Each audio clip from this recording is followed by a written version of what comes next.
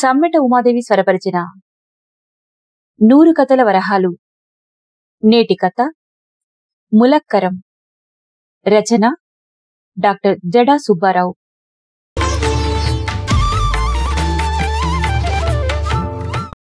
జల్లెడలో నిప్పులు పోసి తిరుగుతున్నాడు సూర్యుడు. ప్రముఖుడి మరణానికి సంతాపం ప్రకటిస్తున్నట్టుగా కదలకుండా నుంచున్నాయి చెట్లు. గుడిసె పక్కనున్న చావిట్లో పరధ్యానంగా కూర్చుంది నంగేలి. ఆమె చూపు చేసే పనిమీద లేదు. చేతులు మాత్రం యథాలాపంగా వెదురుబుట్టకు ఒక రూపాన్నివ్వడానికి ఆరాటపడుతున్నాయి. దగ్గు తెరలు తెరలుగా వచ్చి ఉక్కిరిబిక్కిరి చేసినట్టు జ్ఞాపకాలు ఆమె కళ్ల ముందు మసకమసగ్గా కదులుతున్నాయి. మనసంతా గతకాలపు జ్ఞాపకాలతో చేదుగా అయిపోయింది. చేస్తున్న పనిని ఒక క్షణం ఆపి పక్కింటి వైపు చూసింది. ఉండి లేనట్లుగా ఉన్న గుడిసె ముందు అర్ధనగ్నంగా ఉన్న ఆడవాళ్లు, వాళ్ల కాళ్ల చుట్టూ తిరుగుతూ కొంతమంది చిన్నపిల్లలు కనిపించారు. పుష్పవతి అయిన 11 ఏళ్ల పిల్లను పీట మీద కూర్చోబెట్టి కాళ్లకు చేతులకు పసుపు రాస్తున్నారు. ముసలివాళ్లు చిన్న గొంతుతో ఏవో పాటలు పాడుతున్నారు. మొలకు చుట్టిన వస్త్రం తప్ప ఒంటి మీద ఏ విధమైన ఆచ్ఛాదన లేదు. పందిరి లేకుండా పెరిగే జాజి తీగల్లాగా జుట్టు ఎలా పడితే అలా గాలికి ఎగురుతోంది. దొక్కల్లోంచి ఎముకలు బయటికి పొడుచుకొచ్చినట్టుగా కనిపిస్తున్నాయి. పుష్పావతి అయిన పిల్లవైపు చూసింది నంగేలి. తనకు జరుగుతున్న వేడుక ఏంటో తెలియనట్టు అయోమయంగా అందరివైపు చూస్తోంది. బురదలో పుట్టిన తామర పువ్వులా మెరిసే కళ్లతో దేహంలో అప్పుడే కొత్తగా పుడుతున్న అవయవాలను చూసుకుంటూ బిడియం కలగలిసిన చూపులతో అందరివైపు చూస్తున్న ఆ పిల్లనలా చూడగానే నంగేలి కళ్లల్లో నీళ్లు తిరిగాయి. ఈ వేడుక తర్వాత ఆ పిల్లకు జరగబోయే మర్యాదలు ఎంత ఘనంగా ఉంటాయో, వయస్సు తారతమ్యం మరిచిన తోడేళ్ల గుంపు చేసే దాడి ఆ పసితనం మీద ఎంత దారుణమైన ముద్ర వేస్తుందో తలుచుకుంటున్న కొద్దీ నంగేలి దేహం కంపించిపోతోంది. పెళ్లై భర్త ఉన్న తనే నిత్యం ఏదో ఒక అవమానాన్ని ఎదుర్కొంటోంది. ఇష్టంతో పని లేకుండా అవమానాల కాష్టాన్ని భరిస్తోంది. ఇక రేపటి నుంచి ఆ పిల్ల కూడా తమతో పాటే ఈ అవమానాల్ని ఎదుర్కోవటానికి సిద్ధం కావాలి. గుండె లోతుల్లోకి గుచ్చుకుపోయే ముళ్లను తొలగించుకుంటూ నవ్వుకుంటూ బతకడం అలవాటు చేసుకోవాలి. ఎదురు తిరిగితే అవమానాలు భరించాలి. పెళ్లి కాకపోతే తల్లిదండ్రుల ముందు, పెళ్లైతే భర్త ముందు చేసే అత్యాచారాల్ని సహించాలి. ఊరంతా తిప్పుతూ కొడుతూ తిడుతూ ముఖాన ఉమ్మేస్తూ సాగించే క్రతువులో బలిపశువుగా తలంచాలి. చిన్నపిల్లలా పడుచువాళ్లా ముసలివాళ్లా అనే తేడా లేదు. స్త్రీలైతే చాలు పాలు తాగే రమ్ముల్లో నుంచి పన్నులు రాబట్టడానికి ఎగబడుతుంటారు. ఆలోచన నుంచి బయటపడి సగం పూర్తయిన వెదురుబుట్టను పక్కన పెట్టింది. దాన్ని చూస్తుంటే తనకు వెదురుబుట్టకు తేడా లేదనిపించి దీర్ఘంగా నిట్టూర్చి పైకి లేచి నిలబడింది నంగేలి. తన వంక నవ్వుతో చూస్తున్న చిరుకందన్ కనిపించాడు. ఒక క్షణం నంగేలి తత్తరపడింది. ఎంతసేపైంది వచ్చి? అంది అతని వంక చూస్తూ. రాణిగారి చూపులు దిక్కుల్ని గాలిస్తున్నప్పుడే వచ్చాను అన్నాడు చిరుకందన్. నంగేలిని ఏడ్పించడానికి అప్పుడప్పుడు ఇలా మాట్లాడతాడని ఆమెకు తెలుసు. ఏమీ మాట్లాడకుండా అలాగే నిలబడింది. దేని గురించో ఆలోచిస్తున్నావు? అన్నాడు. నంగేలి ఏమీ మాట్లాడకుండా పక్కింటి వైపు చూసింది. చిరుకందన్ ఆమె మనస్సు గ్రహించాడు. దగ్గరగా చేరి, మనకు ఒక అమ్మాయి ఉంటే బాగుండేది కదా అన్నాడు. అతడి వైపు విస్మయంగా చూసిన నంగేలి, వద్దొద్దు, ఆడపిల్లను కాని రాబందులకు ఎరవేయడం కంటే పిల్లలు లేకుండా ఇలా ఉండడమే మేలు అంది గుడిసెలోకి నడుస్తూ. మౌనంగా ఆమెను అనుసరించాడు చిరుకందన్.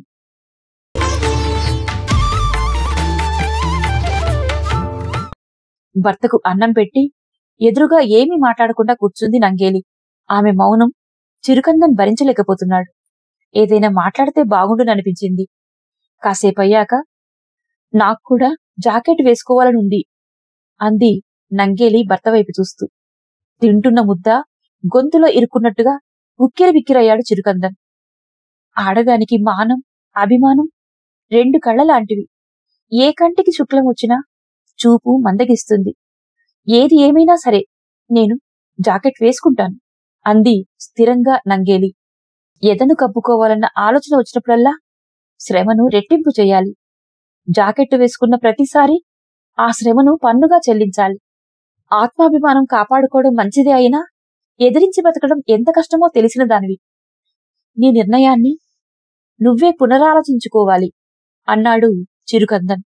భర్త వంక బాధగా చూసింది నంగేలి. జాకెట్ ధరించి పన్ను కట్టలేక వసూలు గుంపు చేతిలో అసువులు బాసిన ఆడవాళ్లు గుర్తుకొచ్చారు.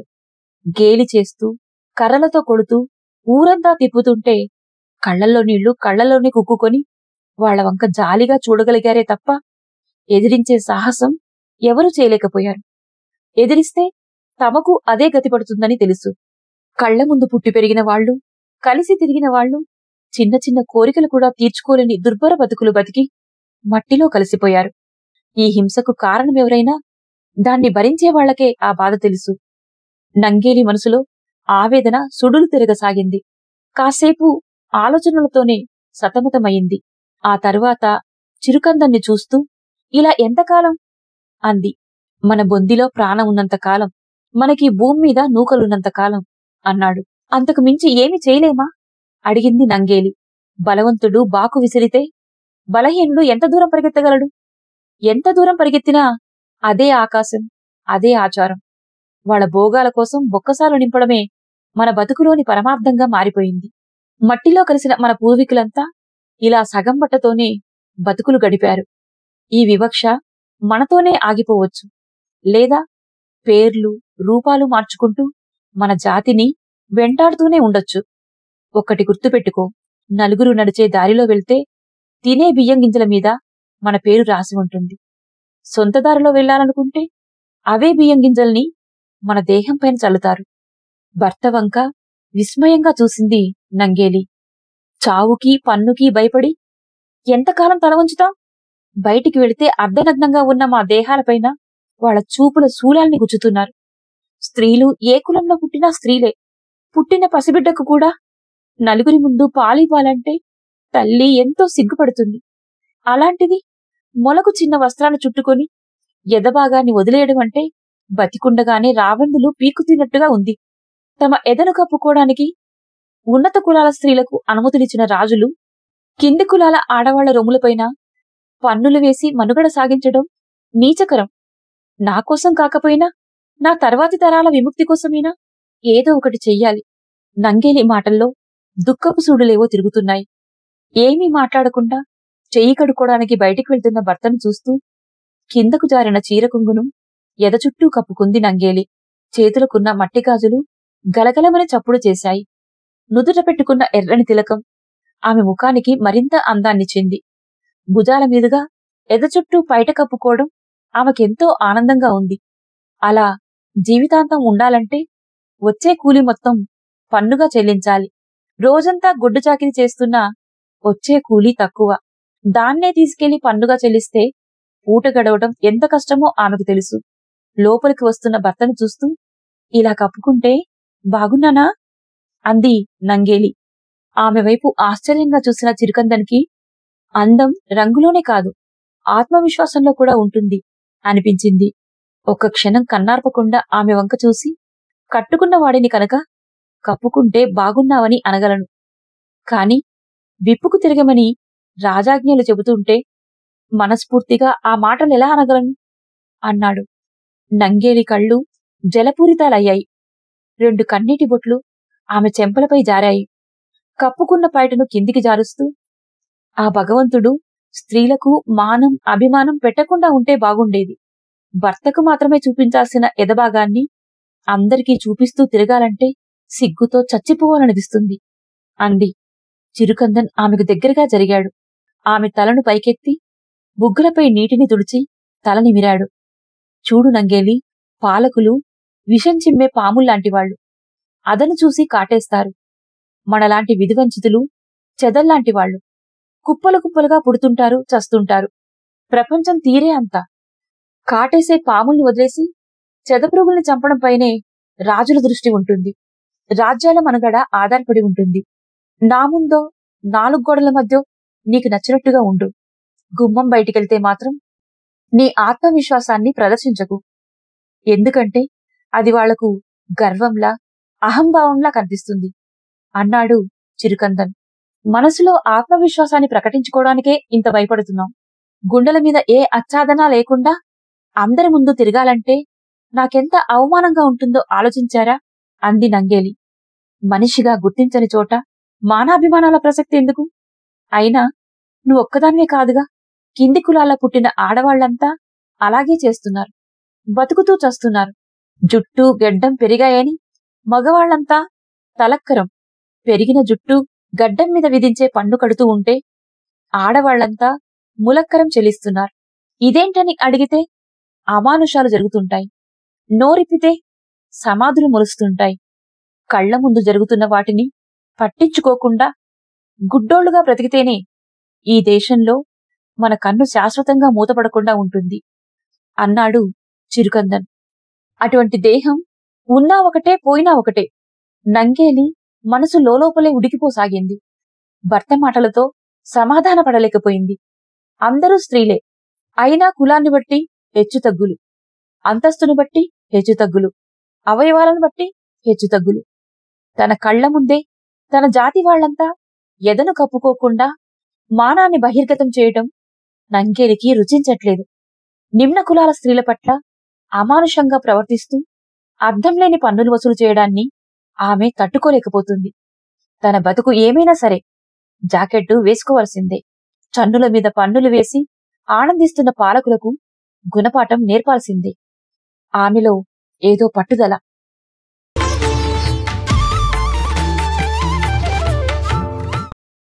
మర్నాడు ఉదయమే లేచి పెందలకడే పనులంతా పూర్తి చేసుకుంది నంగేలి. చిరుకందన్ పనికి వెళ్లగానే గుడిసెలోకి వెళ్లి తడిక దగ్గరగా వేసుకుంది.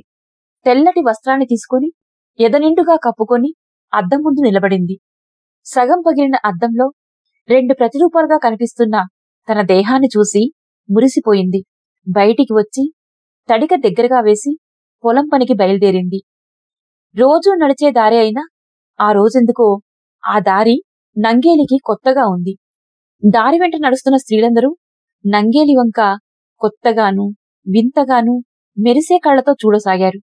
అవేమీ పట్టించుకునే స్థితిలో లేదు నంగేలి. ఆత్మన్యూనతను జయించాలన్న ఆత్మవిశ్వాసమేదో ఆమె అడుగుల్లో ప్రతిఫలించసాగింది. ఉత్సాహంగా నడుస్తున్న నంగేలి ఎదురుగా కనిపించిన పన్ను వసూలు చేసే అధికారిని చూసి ఒక క్షణం పాటు తడబడింది. పైనుంచి కిందికి, కింది నుంచి పైకి చూస్తూ పాములా బుసకొడుతున్న అతన్ని పట్టించుకోకుండా అడుగు ముందుకేసింది. ఏయ్, ఆగు! నువ్వు చేస్తున్న పనేంటో నీకు తెలుస్తుందా? గర్జించాడతను. మీ విధానాల మీద నిరసన ప్రకటిస్తున్నాను. అందుకు పన్ను చెల్లించాలి. ఒక్కోసారి ప్రాణాల్ని పనంగా పెట్టాలి. ఏ జాతిలో పుట్టినా స్త్రీకి ప్రాణం కంటే మానమే విలువైనది అంది నంగేలి. నువ్వు రాజాజ్ఞను ధిక్కరిస్తున్నావు. అందుకు భారీ మూల్యం చెల్లించుకోవాలి. రాజాజ్ఞలు ప్రజల్ని రక్షించాలి. బలహీనుల్ని దోచుకుంటూ స్త్రీల మానాలని హరించకూడదు చెప్పి ముందుకు కదిలింది నంగేలి. పన్ను వసూలు అధికారి అహం దెబ్బతిన్నది. ఇంతకింత అనుభవిస్తావు అని మనసులో అనుకొని సాయంత్రం ఇంటికి వస్తాను. నువ్వు చేస్తున్న పనికి పన్ను ఎంత చెల్లించాలో అక్కడే చెబుతాను అన్నాడు వికృతంగా నవ్వుతూ. నంగేలి వెనక్కి చూసింది. అతని చూపుల్లో నిద్రలేచి బుసలు కొడుతున్న కోరికల అగ్నిగుండాలు కనిపించాయి. మాటు వేసి మట్టుపెట్టే పెద్ద పులి నిశ్శబ్దం తాండవించింది. దేహం నాది కాదు అనుకుంటే పన్ను రద్దవుతుంది. ఆత్మగౌరవాన్ని ప్రకటిస్తే ఊపిరి ఆగిపోతుంది. నంగేలి ఆలోచనలు ముళ్లకంచెలో చిక్కుకున్న వస్త్రపు చెంగులా చీరుకుపోతున్నాయి. సూర్యుడు పడమటి కొండల వైపు నడక సాగించాడు. పెద్దగా మాట్లాడుకుంటూ గుంపును వెంటేసుకుని వస్తున్న పన్నుల అధికారిని చూడగానే పల్లె గడపల్లో కలవరం బయలుదేరింది. అమాయకుల ముఖాల్లో ఆందోళన తొంగిచూసింది. వాళ్ల అడుగుల దాటికి పైకి లేస్తున్న ధూళి కళ్లల్లో పడకుండా చేతుల్ని అడ్డుపెట్టుకుంటూ వాళ్లు వెళ్తున్న వైపు చూడసాగారు. నంగేలి గుడిసె ముందు ఆగి తడిక మీద దబదబ కొడుతూ, నంగేలి, బయటకురా పిలిచాడు అధికారి. తడిక తెరిచి బయటికి చూసింది నంగేలి. జింకను వేటాడ్డానికొచ్చిన పులుల గుంపుల్లా కనిపించారు. చేయి ముందుకు చాపి, పన్ను డబ్బులు గర్జించాడు అధికారి. ఒక్క నిమిషం లోపలికి వెళ్లబోయింది నంగేలి. అప్పుడేనా? రొమ్ములు పట్టి చూడాలి కొలత వేయకుండా ఎంత పన్ను కట్టాలో ఎలా తెలుస్తుంది అన్నాడు వెకిలిగా నవ్వుతూ. అధికారితో వచ్చిన కళ్ల జతలన్నీ కోరికతో కాలిపోతూ నంగేలి దేహం వైపు దృష్టి సారించాయి. అవమానం, ఆక్రోశం, అసహ్య భావన అన్నీ కలగలిసిన వైరాగ్యమిదో ఆమెను నిలువునా దహించివేయసాగింది. గుండెగట్లను దాటుకొని కళ్లల్లో పొంగి ప్రవహిస్తున్న బాధను పంటి బిగువున భరించింది. ఏదో చెయ్యాలన్న కోపం వేడివేడి ఉచ్ఛ్వాస నిశ్వాసల్లాగా బయటికి రాసాగింది. ఏమీ చెయ్యలేని నిస్సహాయత పదునైన కత్తిగా మారి గుండెల్ని ముక్కలు ముక్కలుగా కోస్తున్నట్టుగా అనిపించింది. ఏదో చెయ్యాలి. ఈ డేగ చూపుల నుంచి, ఉక్కు పిడికిల నుంచి శాశ్వతంగా విముక్తి పొందడానికి ఏదో ఒక మార్గాన్ని అన్వేషించాలి. ఇన్నేళ్లుగా భరిస్తున్న శారీరక, మానసిక రంపపు కోతకు ఈనాటితో సమాధి కట్టాలి. పరిపరి విధాలుగా ఆలోచిస్తూ మెల్లగా నడుస్తూ అధికారి ముందుకు వచ్చింది నంగేలి. తనివి తీరా తడివి చూసి తన అహాన్ని సంతృప్తిపరుచుకోవాలని చూస్తూ చుట్టూ ఉన్న గుంపును చూసి మీసాన్ని మెలేశాడు అధికారి. ఎదపైనున్న వస్త్రాన్ని విప్పినట్టే విప్పి ఒక్క ఉదుటున గుడిసె లోపలికి వచ్చి తడిక వేసేసింది నంగేలి.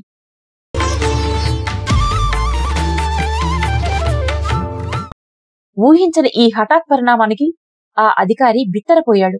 చుట్టూ చేరి చూస్తున్న వాళ్ల ముందు తల కొట్టేసినట్టయింది. దవడలు బిగుసుకున్నాయి. కోపంగా తడిక మీద కొట్టాడు. కాసేపటికి తడిక తెరుచుకుని బయటకు వచ్చింది నంగేలి. ఆమె చేతుల్లో అరిటాకు, అందులో రక్తం నిండిన 2 మాంసపు ముద్దలు కనిపించాయి. కొండ నుంచి దూకుతున్న జలపాతాల్లా ఆమె వక్షోజాల నుంచి స్రవిస్తున్న రక్తధారలను చూసి పన్ను వసూలు గుంపు బీతిల్లిపోయింది. ఆ దృశ్యాన్ని చూడలేక కళ్లకు చేతులనడ్డు పెట్టుకుంటూ పారిపోతున్న వాళ్ళని పిలుస్తూ, బాబూ రండి, వీటికోసమేగా వచ్చింది, తీసుకెళ్లి కొలత వేయండి. వచ్చిన డబ్బులతో మీ రాజ్యానికి రత్నాల తొడుగు, మీ రాజుకు ముత్యాల తొడుగు పట్టండి. ఇన్ని దారుణాలకు సాక్షిగా ఉన్న ఆ దేవుడికి రక్తాభిషేకం చేయించండి. విభజించి పాలిస్తూ ఆడదాన్ని, మానాన్ని, అభిమానాన్ని అర్ధనగ్నంగా నిలబెట్టి పన్నులు వసూలు చేస్తున్న మీ రాజుకి ఇవి నా బహుమతిగా చెల్లించండి. అమ్మ పాలు తాగి పెరిగిన మీరు రాక్షసుల్లా మారకండి.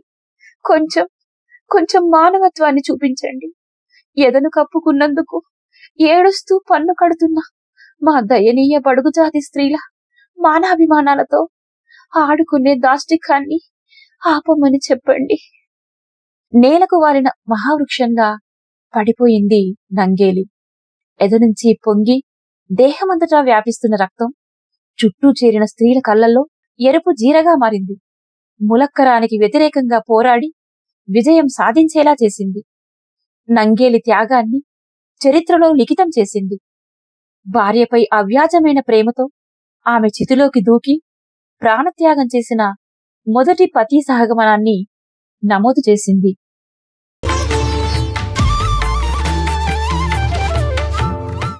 18వ శతాబ్ది ప్రారంభంలో కేరళలోని ట్రావెన్కోర్ సంస్థానాధీశులు విధించిన అసంబద్ధమైన, అమానవీయమైన రొమ్ము పన్నుకు వ్యతిరేకంగా చైతన్య గళాన్ని వినిపించి ప్రాణత్యాగం చేసిన నంగేలి వ్యధ.